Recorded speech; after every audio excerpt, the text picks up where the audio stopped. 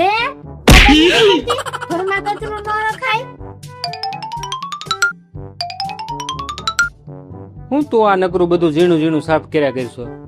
ઘર છે આપણું તો સાફ તો બધું રાખવું જ પડે ને. ખબર ના રહે નીચે કઈ કચરું નાખ્યું છે તો.